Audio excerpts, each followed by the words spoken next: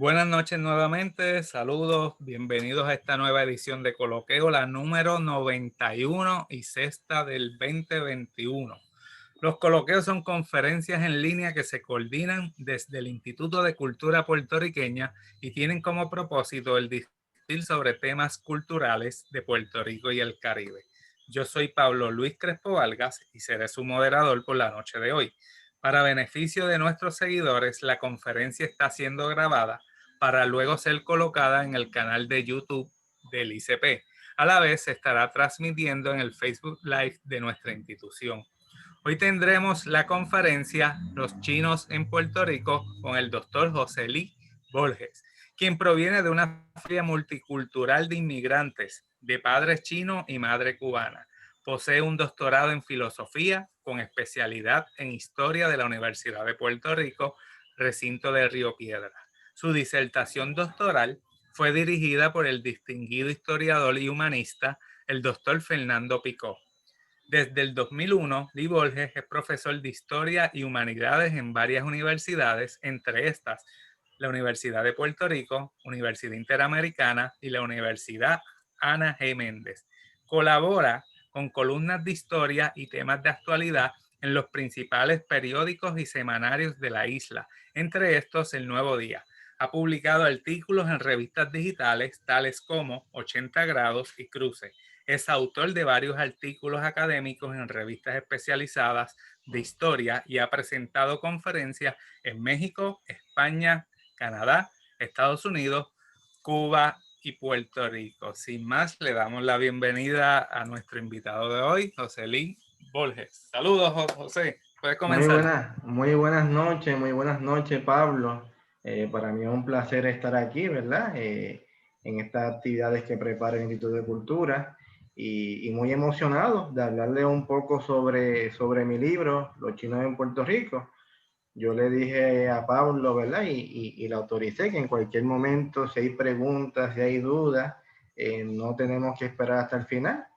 Él tiene la autorización de interrumpirme si así lo desea y yo contestar las preguntas que así vayan surgiendo del público presente en Zoom o a través de donde se está transmitiendo Facebook y otras redes sociales.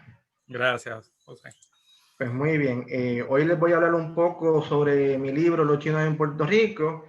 Quiero aclarar, ¿verdad?, que este libro se publicó en el 2015, la primera edición. Otra edición también salió en el 2016, finales del 2016. Después el libro se agotó y no fue hasta noviembre del 2020 que se pudo sacar una tercera edición ampliada. Una tercera edición, ¿verdad?, que tiene cosas que no tiene la primera y segunda edición.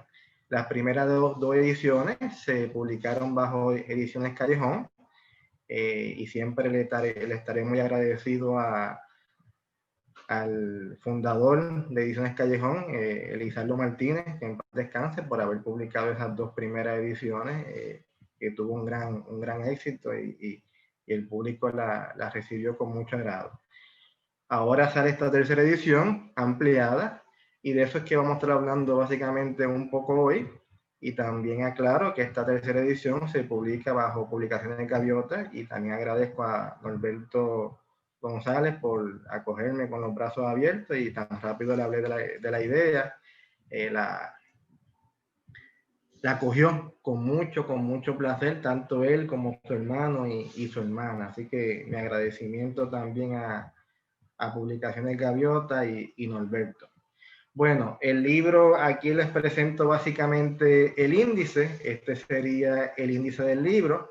Hay un prólogo del profesor Fernando Picó. Fernando Picó fue el que dirigió mi tesis doctoral. Esto es parte de mi tesis doctoral. Obviamente una tesis y un libro, pues, no es lo mismo, ni debería serlo. Hay cosas que se ponen en una tesis que no necesariamente se ponen en un libro, pero como pues trabajé 10 años con Fernando Picó, en paz descanse, fue mi mentor, fue mi maestro, fue mi confesor, fue mi amigo. Él pues muy gustosamente hizo un prólogo que está incluido desde la primera edición hasta esta tercera edición. Luego, en esta tercera edición, añado una antesala que no está en las primeras dos ediciones, y de esto, ¿verdad? Vamos a hablar ya mismo. La antesala se titula Reflexiones de un chino en Puerto Rico.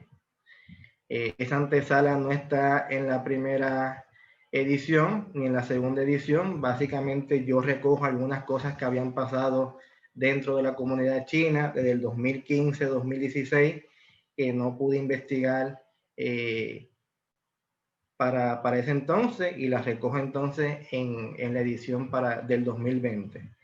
Algunas de las cosas que recojo en esa antesala, que tiene 13 o 14 páginas, que no está incluida en la primera y segunda edición, pues todo este concepto, todo este desconocimiento que existe en Puerto Rico sobre los chinos, la supuesta invisibilidad que muchos le llaman, los estereotipos que se crean, el famoso Made in China, que es lo que todo el mundo conoce, todo eso yo lo discuto en la antesala del libro, que está en la tercera edición. También hablo de los restaurantes chinos, menciono la aportación económica brevemente en esa antesala, que no discutí en la primera edición. Un tema importante que hablo en la antesala de esta tercera edición, que no discutí en las primeras dos ediciones, es los efectos a la comunidad china del huracán María. Durante el huracán María, muchos restaurantes chinos quedaron destrozados, y eso pues prácticamente no muchas personas lo estudian ni lo recogen. Sin embargo, muchos de estos restaurantes chinos siguieron operando luego del paso del huracán María, e incluso eran de los pocos comercios que estaban operando, y esto no quiere decir que ellos estaban teniendo ganancias, todo lo contrario. Muchos de estos restaurantes, los dueños mismos me confesaron que estaban operando por el servicio al público, por el cariño que le tenían al público, pero que realmente tenían más gastos que ganancias durante esa operación luego del huracán María. Y a otros restaurantes le tomó tiempo poder recuperarse del paso del huracán María. Eso también lo recojo durante esa antesala.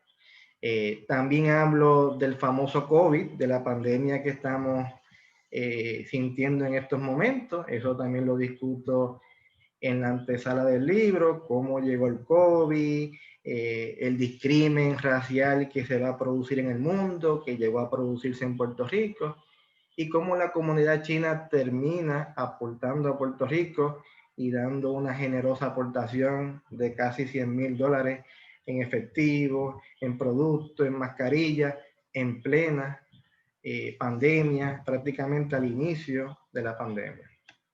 A pesar, ¿verdad?, de que cuando la pandemia había explotado en China, ya los meses de enero y febrero, aquí, ¿verdad?, los restaurantes comenzaron a bajar las ventas por el discrimen y todo eso. Y eso también lo discuto, ese impacto que tuvo la pandemia en la comunidad china aquí en Puerto Rico. Luego entonces, ahí comienza la introducción del libro. En la introducción, básicamente, una de mis grandes aportaciones es detallar las oleadas migratorias de la comunidad china en Puerto Rico. Esa introducción, básicamente, yo recojo cosas de mi infancia, recojo artículos de periódicos y trato de organizar los periodos que han caracterizado la llegada de las oleadas migratorias a Puerto Rico. Y básicamente divido tres periodos. La década del siglo XIX, 1950-60, cuando llegan los confinados a trabajar en la carretera central. Luego entonces identifico un segundo grupo o una segunda oleada migratoria, que son los chinos cubanos que llegan luego de la Revolución Cubana en la isla, en la mayor de las Antillas, y se establecen aquí en Puerto Rico a partir de 1960. Ahí tienen una imagen, ¿verdad?, de un caso muy importante, el caso de Violeta Locke, que tiene la heladería Rescreen en Guayama. Ella fue una de esos inmigrantes chinos que son parte de esa segunda ola migratoria que comienzan a llegar en el 1960. Tenemos la primera ola migratoria de los confinados chinos, tenemos la segunda ola migratoria. El párroco Monseñor, mucha gente no sabe que aquí en Puerto Rico, en la década de los 70 y 80, llegó a existir un cura que se llamaba a sí mismo, se identificaba a sí mismo como el párroco y capellán de los chinos en Puerto Rico.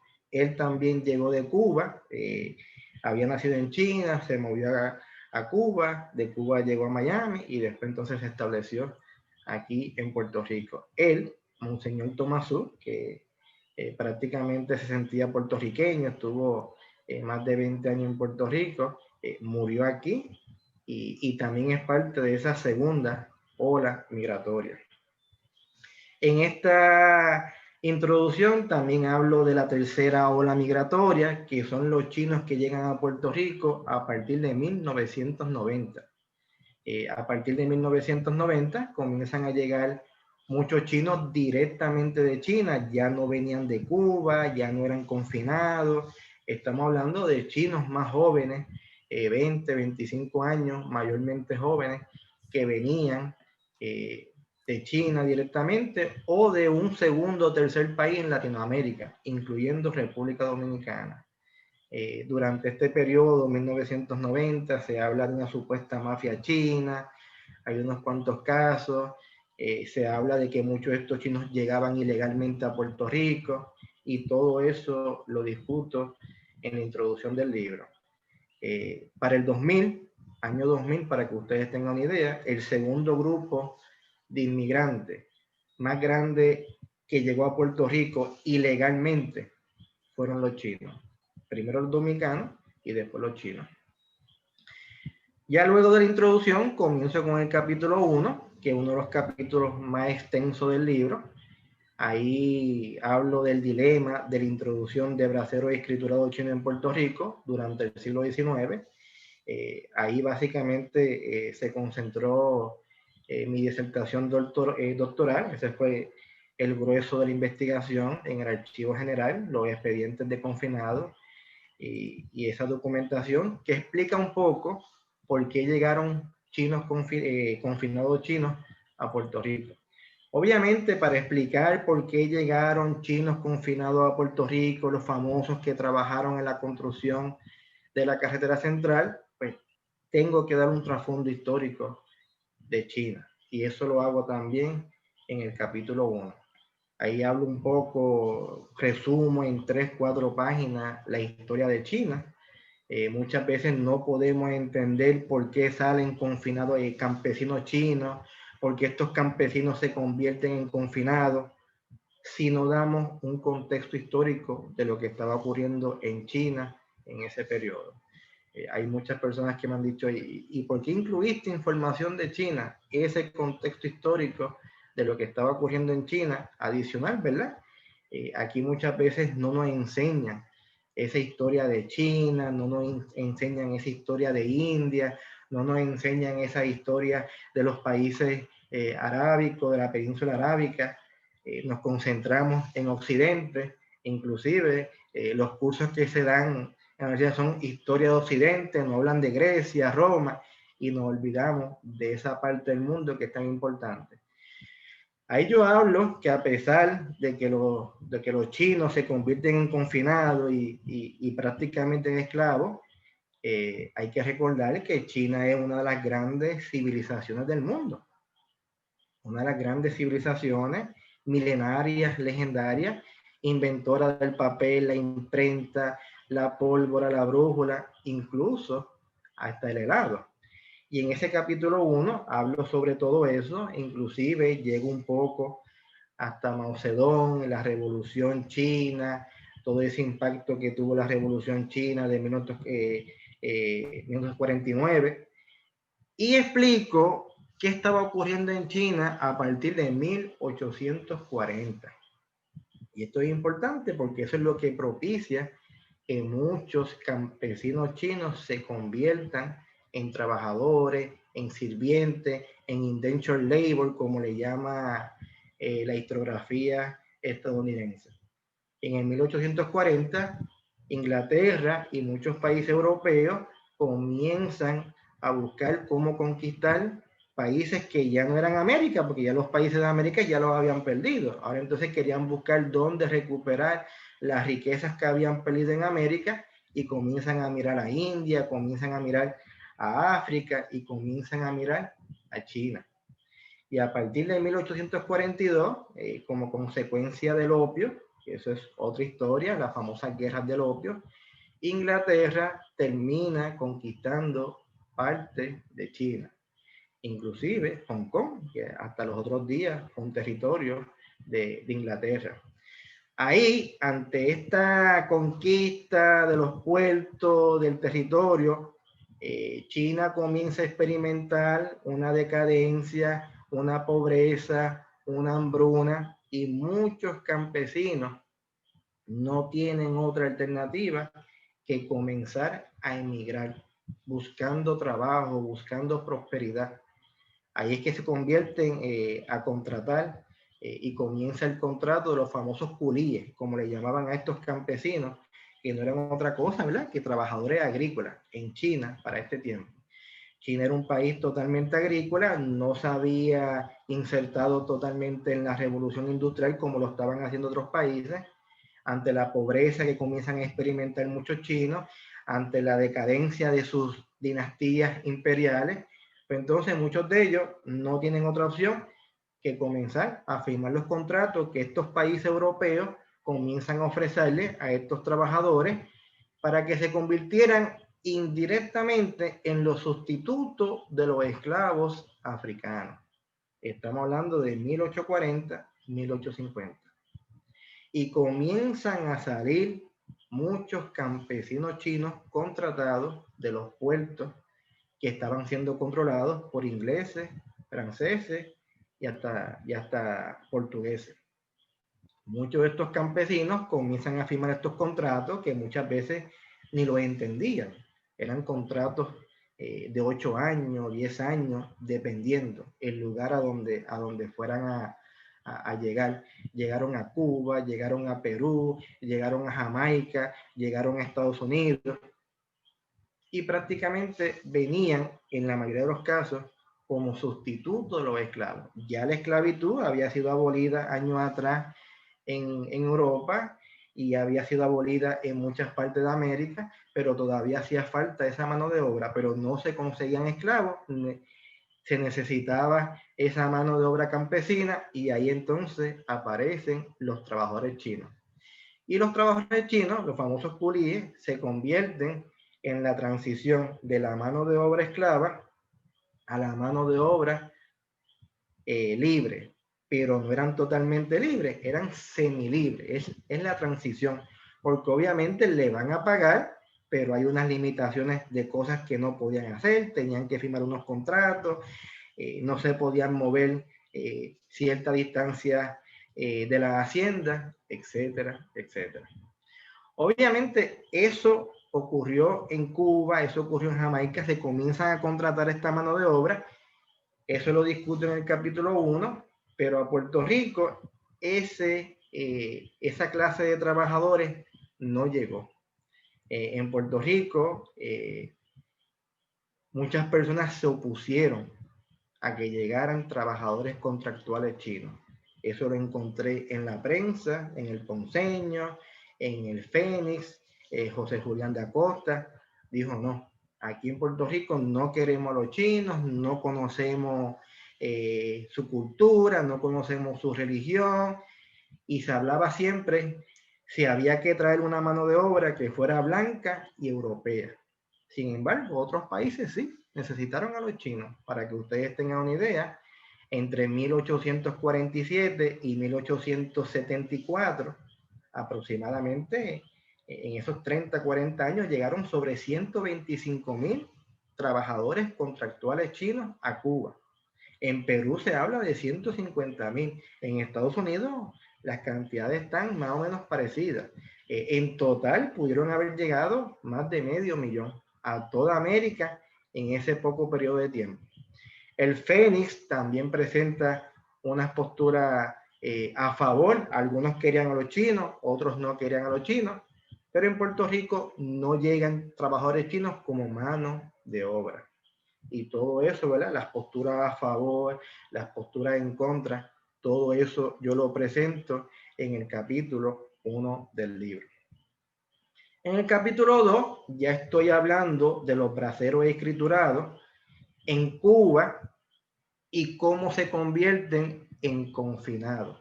Ese es el proceso que básicamente yo discuto en el capítulo 2. A Puerto Rico no llegaron braceros escriturados, trabajadores chinos, pero a Cuba sí llegan. Y de Cuba van a moverse a Puerto Rico. En Cuba el grupo de chinos fue tan grande que hasta un barrio chino se estableció, un cementerio chino llegó a establecerse. Mucha gente dice que llegaron a componer el 1% de la población para el siglo XIX. Ahí yo comienzo a hablar un poco de cómo fue el tráfico, cómo fue la movilización de estos trabajadores chinos a Cuba, cómo llegaron a trabajar en muchos ingenios azucareros. Por ejemplo, este que le presento aquí, el ingenio Flor de Cuba, propiedad de uno de los hacendados más ricos cubanos, los señores Arieta. Llegaron a trabajar 170 chinos simultáneamente. Junto con los esclavos que ya estaban en las haciendas, los esclavos negros. En el ingenio Alaba también, propiedad de Julián Zuleta y Amondo, otro de los grandes hacendados cubanos. Llegaron a haber 110 trabajadores chinos durante este periodo y convivían, trabajaban con los esclavos africanos. Igual en el ingenio Santa Rosa, una gran cantidad de chinos. En estos ingenios azucareros, los chinos van a comenzar a sufrir un maltrato que le van a dar los mayorales, que muchas veces le van a dar los mismos esclavos, que le van a dar los capataces. El chino llega con la ilusión de que era una persona libre, de que le iban a pagar, de que le iban a dar comida, de que le iban a dar ropa y que a los 8 o 10 años, dependiendo del contrato, iba a regresar a China con dinero, con riqueza. Cuando llega a Cuba y se establece en esta hacienda que acabo de mostrarle, el panorama es totalmente distinto. El contramayoral comienza a abusar del chino, comienza a maltratarlo, muchas veces ponían a los esclavos africanos como capataces, comienzan a exigirle a los chinos que le den dinero, si no le daban dinero, pues entonces los ponían a trabajar de más. Y ahí entonces el chino comienza una rebeldía. En muchas de estas haciendas azucareras, los chinos se van a rebelar. Primeramente van a tratar de protestar, van a tratar, ¿verdad?, de ir a las autoridades, pero prácticamente no le hacían caso. Ignoraban a los chinos. Los chinos también tenían una dificultad de comunicación que también le pasaba a los esclavos en su inicio. Tenían una dificultad de comunicación que no podían expresarse para que lo entendieran con mucha facilidad y prácticamente ignoran por completo todos estos abusos, todos estos maltratos que le estaban haciendo los dueños de la hacienda, los capataces, inclusive los mismos negros. Y los chinos no tienen otra alternativa que entonces tomar la justicia por sus manos. Comienzan entonces, ante la frustración y el coraje, a asesinar a los mayorales, a asesinar a los esclavos que los molestaban. Muchas veces era un chino, muchas veces eran grupos de chinos que se unían, que coordinaban para entonces tomar venganza ante lo cansado que estaban ya de los abusos, del maltrato. Y muchos de estos confinados, voy a ponerlo acá para explicarlo, muchos de estos confinados, muchos de estos chinos, perdón, terminan como confinados. Son acusados de asesinato, son acusados, ¿verdad?, de actos violentos contra los capataces y terminan en las cortes, en los juzgados. En muchos casos, el chino no se puede expresar correctamente, en muchos casos El chino dice, yo solamente pasaba por ahí, pero pues me culparon a mí, yo soy inocente, y terminan presos, terminan como confinados. Y muchos de esos confinados son trasladados de Cuba a Puerto Rico en el 1865. También muchos de estos chinos fueron trasladados a otros presidios de España en África, como Ceuta. Tengo evidencia que también fueron trasladados ahí, pero un grupo fue trasladado a Puerto Rico de confinados chinos, porque no querían que cumplieran el castigo allí en Cuba y los trasladan a ultramar y llegan a Puerto Rico grupos de chinos a partir de 1865. Y ahí básicamente entramos al capítulo 3. El capítulo 3 trata sobre los confinados chinos que llegan a Puerto Rico de Cuba. Por lo que ya les comenté ahorita, por el maltrato, por el abuso, muchos terminan siendo condenados por homicidio. Y la condena era 10 años con 2 años de retención. Algunos podían estar hasta 20 años en el presidio. Muchos no llegaron a cumplir su condena porque murieron en el presidio.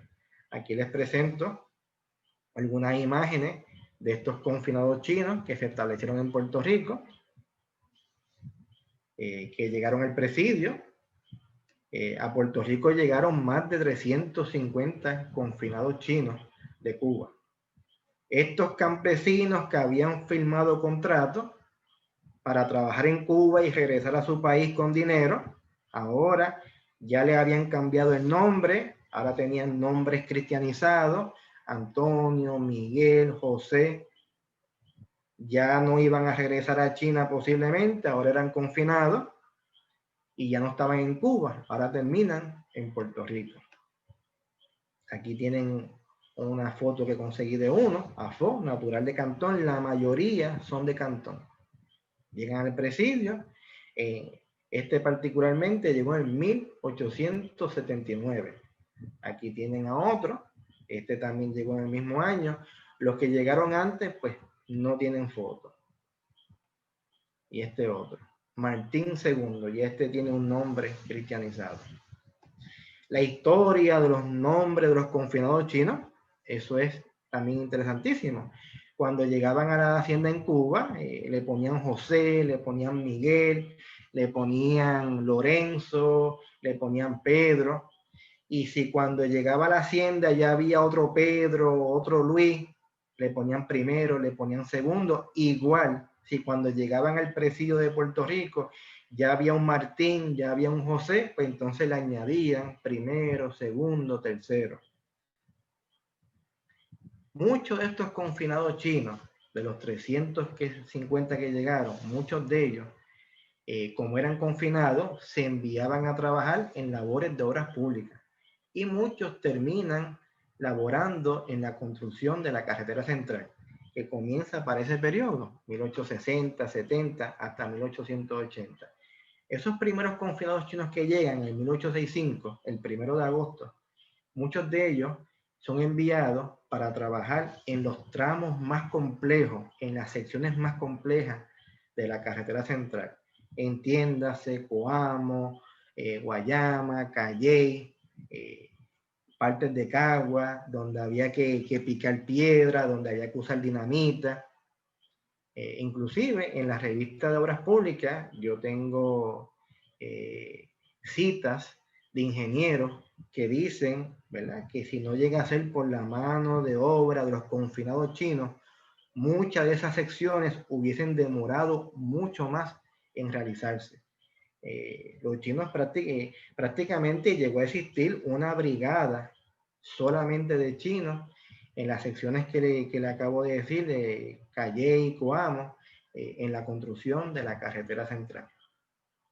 Así que cuando pasemos por ahí, acuérdense, ¿verdad?, que muchos chinos aportaron su mano de obra en la construcción de esa majestuosa carretera, que yo no sé si, ¿verdad?, si todos los aquí presentes lo saben, pero cuando llegaron los estadounidenses en el 1898, utilizan la carretera central, parte de ella, para llegar a San Juan, y se quedan maravillados. Dicen que es una de las mejores carreteras que han visto en toda América, y era la carretera central que se había construido en Puerto Rico para 1870, 1880, y que los chinos aportaron ahí.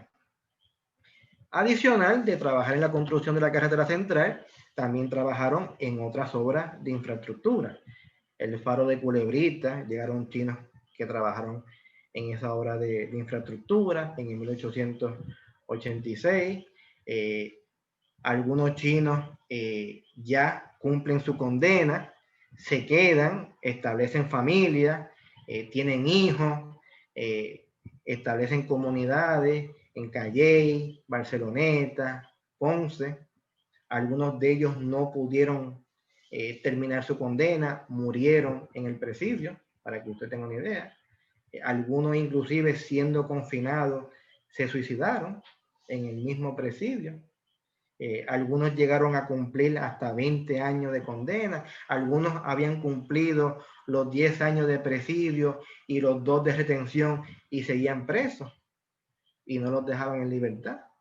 Algunos fueron rebeldes y se escapaban y eran capturados, algunos tenían buena condena e inclusive se le ascendía al puesto de cabo primero y cabo segundo de vara. Hay de todo en estos 350 confinados chinos. Muchos murieron siendo confinados, muchos cumplieron su condena y regresaron a Cuba, y otros se quedaron. Ahí tienen un caso como el de Lucas John, que se quedó en Puerto Rico, lo voy a ver para que lo puedan ver, y llegó a tener 10, 11, 12 hijos en la región, ¿verdad?, de Calley, y llegó a tener negocio y llegó a dedicarse a la industria del tabaco, etcétera, etcétera. Otros chinos que cumplieron su condena como confinados, después montaron fondas de comida en el Viejo San Juan. Aquí en Puerto Rico existen fondas, propiedad de chinos desde el siglo XIX. Desde el siglo XIX yo he encontrado en artículos de periódicos de la isla fondas de comida, propiedad de chinos. Aquí también discuto un poco el cambio de soberanía en el 1898. Ya en Estados Unidos habían unas leyes que prohibían la entrada de chinos a partir de 1882. Para que ustedes tengan una idea, muchos de estos trabajadores chinos que comienzan a llegar a Estados Unidos a partir de 1850, el número comienza a aumentar y de momento Estados Unidos dice no, no queremos a más chinos aquí, porque obviamente son muchos, ya trabajaron en el ferrocarril, pero una vez terminan el ferrocarril transcontinental, que allí también fueron una pieza clave en la construcción del ferrocarril transcontinental, se establece la primera ley de exclusión de un grupo migratorio en Estados Unidos. Esto es una cosa interesantísima, ¿verdad? Lo mismo que quizás Trump quiso hacer con los mexicanos y con otros grupos de inmigrantes y logró hacer, se hizo en el 1882 por primera vez en la historia de Estados Unidos contra los chinos, contra un grupo de inmigrantes. Se establece esta ley que no permitía la entrada. Eso también llegó a aplicar a Puerto Rico en el 1903, cuando Puerto Rico, ¿verdad?, comienza a aplicar algunas de estas leyes que ocurrían en Estados Unidos, y eso también lo discuto en el capítulo 3. Ya en el capítulo 4, giro sobre otra temática. Ahí hablo sobre el imaginario social sobre el Celeste Imperio. Ahí pues busqué en la prensa, busqué en la literatura, algunos compañeros me daban lo que encontraba sobre el famoso Celeste Imperio o China. Y voy creando básicamente ese imaginario de lo que en Puerto Rico aparecía en la prensa, en la literatura, sobre los chinos y su país. ¿Cómo se fue construyendo ese imaginario? ¿Qué se decía en la prensa sobre los chinos y su país desde el siglo XIX? Ahí, por ejemplo, hay un cuento famoso de Cayetano Politoste sobre el calabozo del chino, muy famoso, en la literatura muy estudiado, Eso es parte de la literatura que se va creando en el siglo XIX sobre los chinos.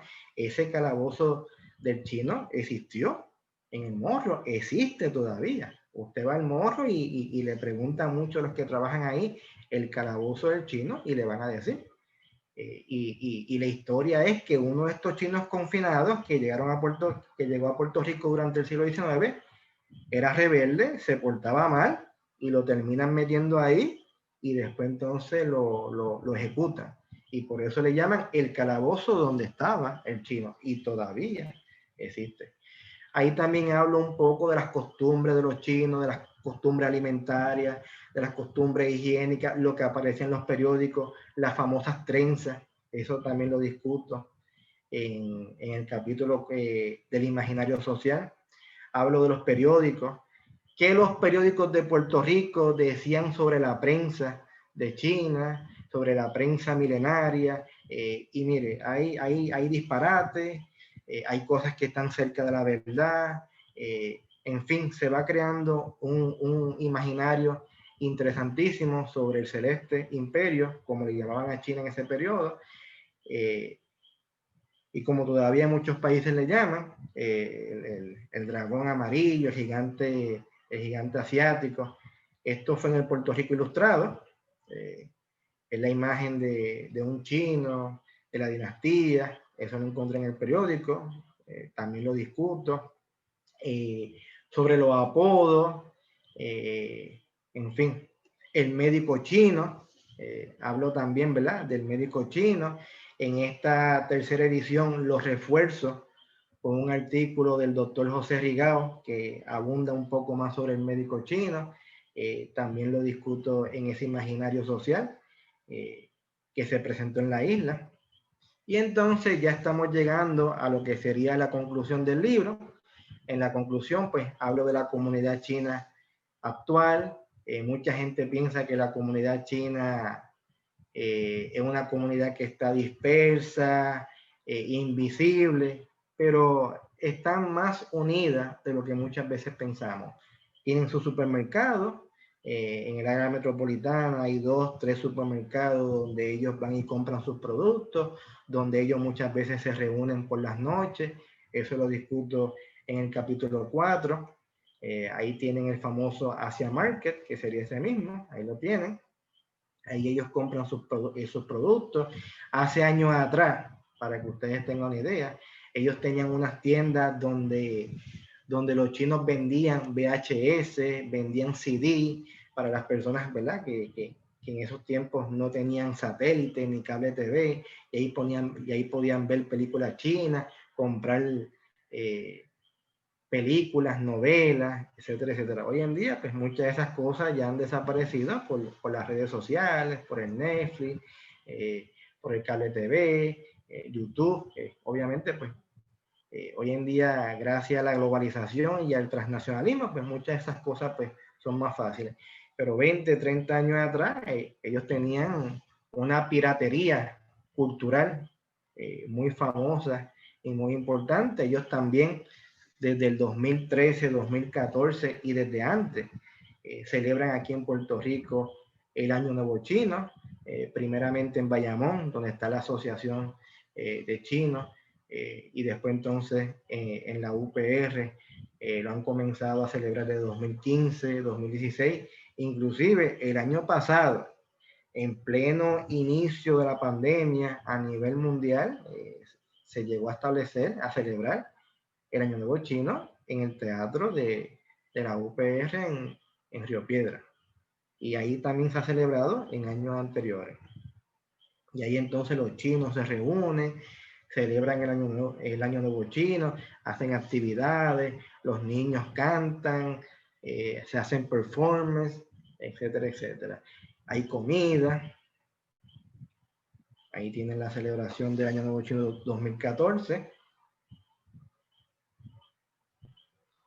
Se hace el famoso baile del dragón, que eso es importantísimo en el Año Nuevo Chino. Se incorporan los estudiantes chinos de la universidad, los que vienen de intercambio, se incorporan los dueños de restaurantes, en fin, los profesores y profesoras de mandarín de la universidad. hacen inclusive hasta competencias de su idioma y participan niños descendientes de chinos, inclusive otros que no son descendientes de chinos que están aprendiendo el idioma, también pueden participar de estas competencias. Y básicamente esa sería la presentación de la tercera edición del libro, Los chinos en Puerto Rico. El libro tiene aproximadamente 500 páginas, incluyendo la bibliografía y las notas de cárcel y todo eso. Lo pueden conseguir en librería Norberto González, tanto en Plaza de las Américas como en Río Piedra. También lo pueden conseguir en librería Laberinto del Viejo San Juan, allá con mi amigo Javier. En el Candil en Ponce también lo pueden conseguir. También está en librería Mágica en Río Piedra. Y los que están fuera de Puerto Rico y están viendo este Facebook Live o estas grabaciones, también lo pueden conseguir a través del Libro 787, que es una librería virtual y que muchas veces pues, tira unos especiales de envío gratis, y entre otros, y lo pueden accesar desde cualquier parte del mundo y les llega con mucha prontitud. Libro 787. Ahora abro espacios para preguntas, dudas. Sí, José Luis, súper excelente presentación, ¿verdad? Y mucha información que yo sé que mucho de nuestra audiencia desconocía y así lo han expresado. Tengo varias preguntas. Quisiera comenzar con una, de hecho, es un estudiante de historia de la Intel, de bachillerato en historia, de mi clase de historiografía. Él quisiera que tú abundaras un poquito de la fuente primaria que utilizaste. ¿Dónde la conseguiste? ¿Cómo la conseguiste? Y creo que esto le va a ayudar especialmente a los estudiantes de historia, ¿verdad? En su proceso formativo. Sí, agradezco la pregunta y claro que sí, ¿verdad? La fuente. Bueno, los trabajos de investigación toman su tiempo, ¿verdad? Yo estuve prácticamente 10 años investigando, recopilando información. La fuente primaria más importante, yo utilizo varias, pero la fuente primaria más importante son los expedientes de confinado del Archivo General de Puerto Rico. Serie Justicia, confinado. Ahí el profesor Picó me dijo que habían 300 cajas que las revisara porque él sabía que habían chinos y que él lo había visto a los chinos cuando él estaba investigando para su libro sobre los confinados, El día menos pensado. Y me dijo, José, ahí yo vi chinos, tienen que haber chinos, revisa esas 300 cajas. Y efectivamente, ¿verdad? En esas 300 cajas pude localizar estos 350 expedientes de confinados. En algunas cajas no había nada, en algunas cajas podía pasar 1, 2, 3 días y no encontrar nada, y en otras cajas podía también estar 2 y 3, 4 días transcribiendo un expediente de confinado. Esa es básicamente la fuente más importante que yo utilizo. Esos son los expedientes de cuando los trasladan de Cuba a Puerto Rico. Y hay muchísimos expedientes de confinados, no solamente de chinos, sino de negros, en fin. Esos eran los presos que venían de Cuba a Puerto Rico. Y se hace una ficha descriptiva de cómo eran, qué edad tenían más o menos, si tenían señas particulares, de qué país venían, etcétera, etcétera. ¿Por qué fueron condenados? Prácticamente hay expedientes que tienen 25 páginas, una historia completa, una historia completa. Muchas de esas historias, lo que yo le he contado a ustedes, ¿verdad? Lo que ocurría en la hacienda, el maltrato, y los chinos exponen lo que ocurrió, los chinos dicen que pasaban hambre, los chinos dicen que no le daban comida, que dónde estaba el contrato que ellos habían firmado. Esa es básicamente la fuente primaria que yo utilizo.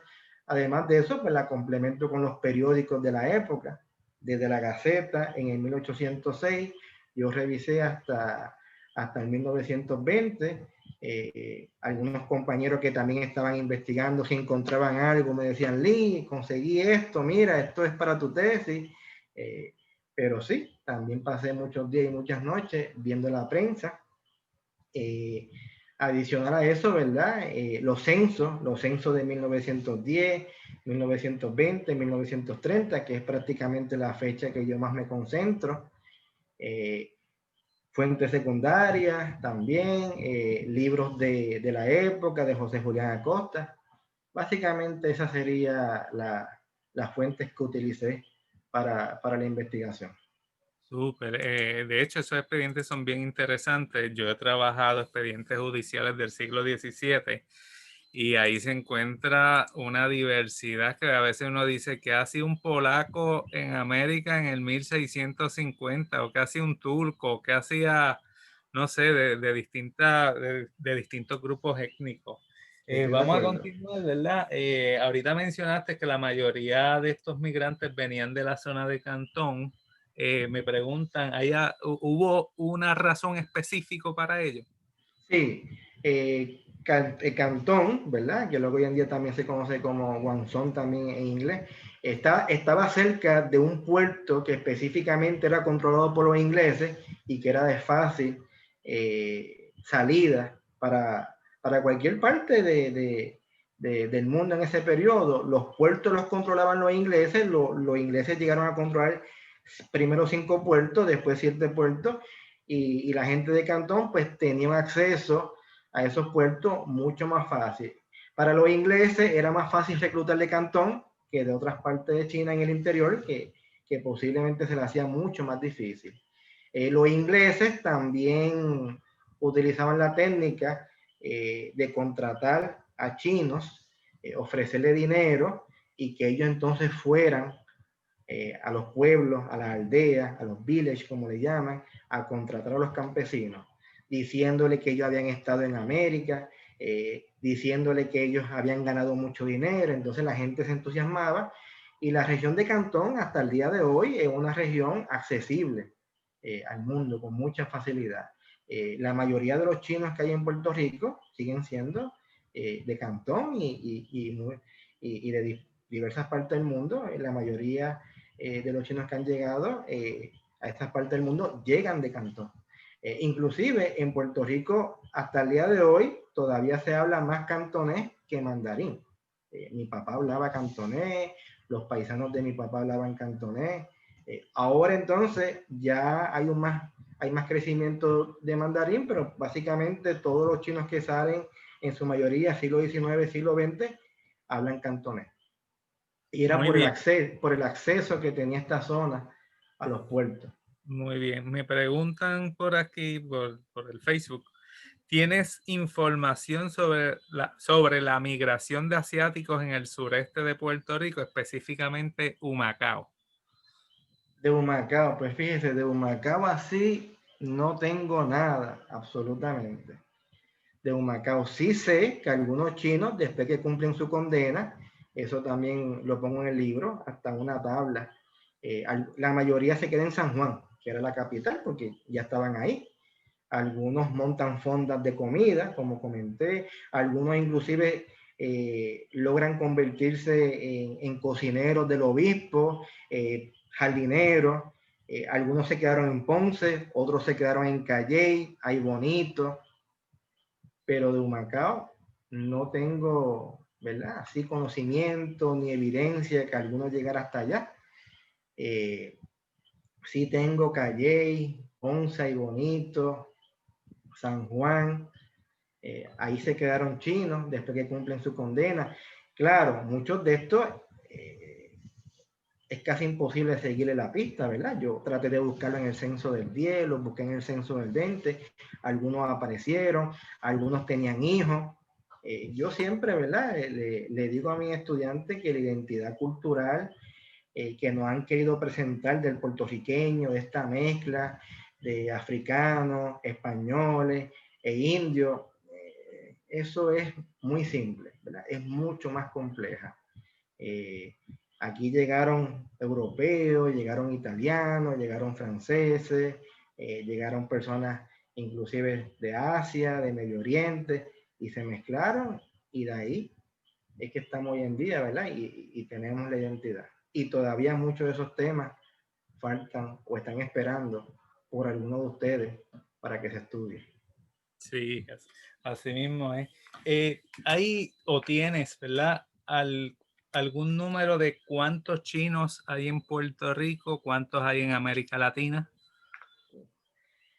América Latina, no tengo el número, ¿verdad? Imagino que estamos hablando de cientos, miles. En Puerto Rico, cuando publiqué el libro, la primera edición en el 2015, miembros de la comunidad china me dijeron que podía llegar a 17,000, para que ustedes tengan una idea. Los mismos miembros de la comunidad me dijeron fácilmente 17,000 chinos y sus descendientes. Obviamente, ese número tengo que ser, ¿verdad? Objetivo con esta información. Ese número en los últimos años ha bajado. En los últimos años, pues ya se habla de quizás 12,000 o 10,000 chinos en Puerto Rico. Igual que la cantidad de restaurantes chinos en Puerto Rico. Para el 2015, fácilmente, a mí me hablaban de 600 restaurantes chinos en Puerto Rico para el 2015, y yo creo que todavía en la actualidad. Habían y hay más restaurantes chinos que McDonald's, Burger King y hasta Subway juntos. Esa es la realidad. En Puerto Rico prácticamente no hay ningún pueblo que no tenga un restaurante chino. Vieques, Culebra. Digo, algunos de ellos con la pandemia, ¿verdad? Han sufrido. Y claro, no solamente la pandemia, el huracán María, los terremotos, todo esto afecta a la comunidad china, la crisis económica que hemos vivido. Y ese número de inmigrantes chinos, de la población china, y el número de restaurantes, pues han bajado. Ahora mismo, pues como 12,000, 10,000. Muy bien. Estoy leyendo aquí preguntas. Aparte de los restaurantes, ¿hay alguna otra industria comercial donde se hayan destacado o hayan incursionado los chinos en Puerto Rico?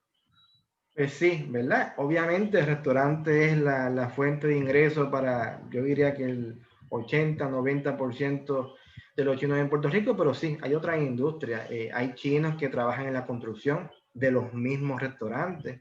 Hay chinos que se dedican a suplir alimentos a los restaurantes chinos. Hay un almacén gigantesco en San Juan que es el que le suple a los restaurantes chinos, que es propiedad de un chino. Hay supermercados chinos, el de la Fernández Junco, hay otro en San Juan, hay otro un poquito más abajo también, la Fernández Junco. Antes, en la década de los 80, algunos chinos se dedicaron a las máquinas de videojuegos, esas máquinas de videojuegos que se hicieron famosas, Pac-Man, Galaga. Algunos chinos se dedicaron a esa industria, algunos chinos se dedican a la industria de los helados, los famosos Red Cream, King Cream, que ustedes conocen por ahí, que todavía existen, como el de Guayama, con Violeta Loco, ustedes vieron la foto. Algunos chinos todavía se dedican a esa industria. Hay otros chinos que se dedican a traer productos de China y venderlos, y no venderlos a los chinos, sino venderlos a comercios en general, tiendas, y traen souvenirs de China y se dedican a eso. En fin, hay distintas industrias donde ellos han, han incursionado. Inclusive hoy mismo salió en el periódico dos chinos boricuas, ¿verdad? Como le podemos llamar, que están dedicados a la industria de alquiler de propiedades, algo así como Airbnb, pero local. Y tienen una página que cada día está creciendo más, se llama Join Join, y ellos rentan propiedades exclusivas. En fin,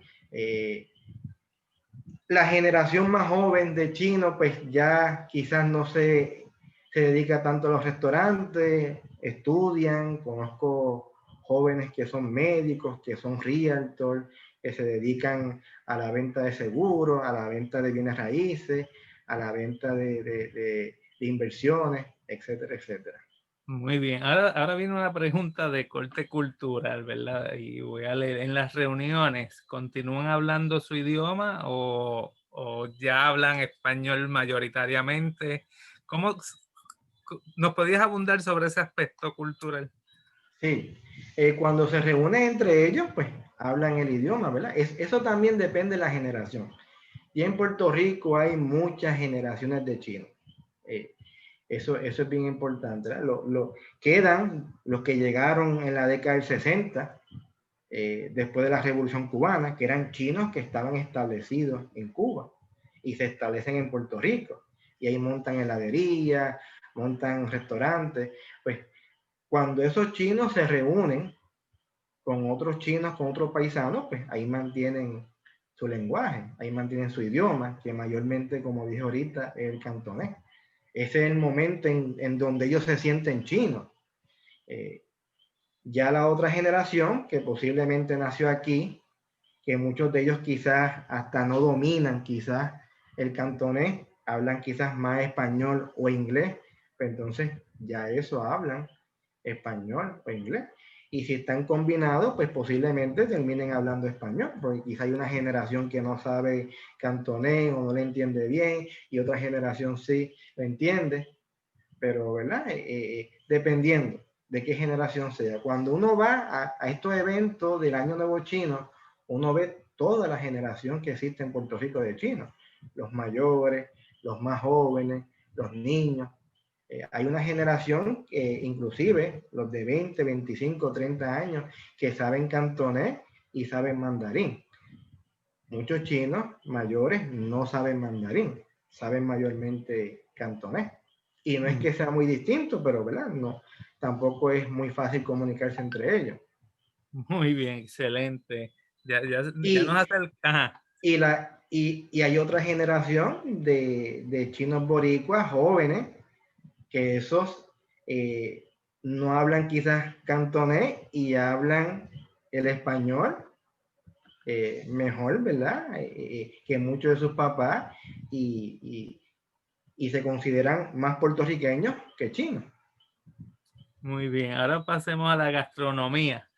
Voy a leer, dice, en Perú, dentro de la gastronomía, la función con la comida china se le conoce como chifa sabras, cómo se le conoce a la función de la comida china con la criolla en Puerto Rico.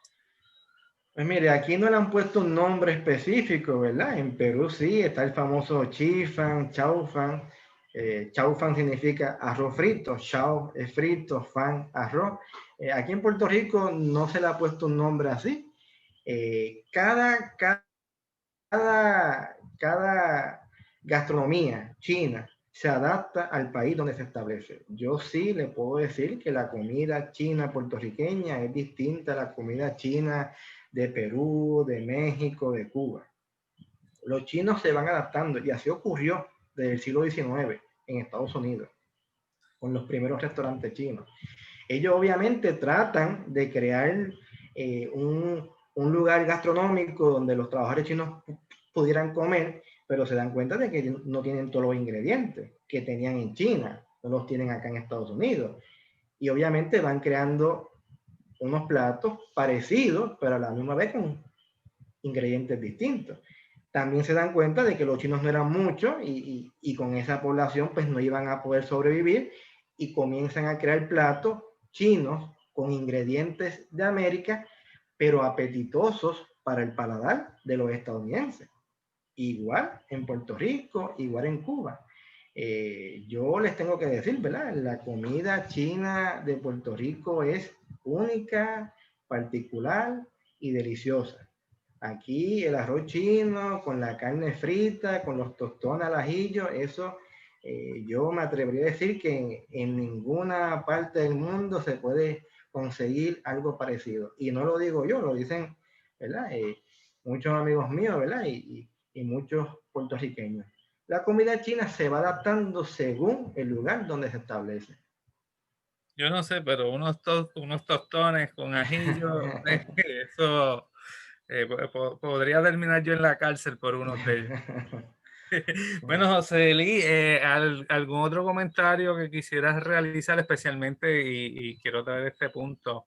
En Puerto Rico, lamentablemente, pues hay mucho discrimen, ¿verdad? Hay mucha discriminación, no solamente contra los chinos o la población afrodescendiente, sino contra cualquier etnicidad que se vea diferente. Algo que quisieras abonar sobre ese aspecto y que nos ayude a conciliarnos como puertorriqueños, que al fin todos somos puertorriqueños los que vivimos en esta isla. No, lo que usted acaba de decir es correcto, ¿verdad? No solamente es contra los chinos, afrodescendientes, ¿verdad? Y yo creo que eso es parte, ¿verdad? Del poco conocimiento que nos han brindado sobre estas comunidades, lo poco que se estudia, la falta de estudios que se hagan sobre estas comunidades, inclusive islámicas, personas que practiquen una religión que no sean las tradicionales en Puerto Rico. Yo creo que eso, ¿verdad? Es general. Se crean muchos imaginarios que son erróneos. En el libro yo lo presento en el último capítulo, en el siglo XIX, y mucho de ese imaginario erróneo que se crea sobre los chinos y las comunidades chinas del mundo, todavía hoy en día existen. Todavía hoy en día existen con relación a su alimentación, con relación a su higiene, con relación a sus creencias culturales, a sus creencias religiosas, ¿no? Debemos de conocer estas culturas, debemos de estudiarlas, debemos de entenderlas. Hacen cosas quizás distintas como las hacemos nosotros, pero pues eso es parte de su cultura. Muchas cosas que se dicen no son del todo ciertas.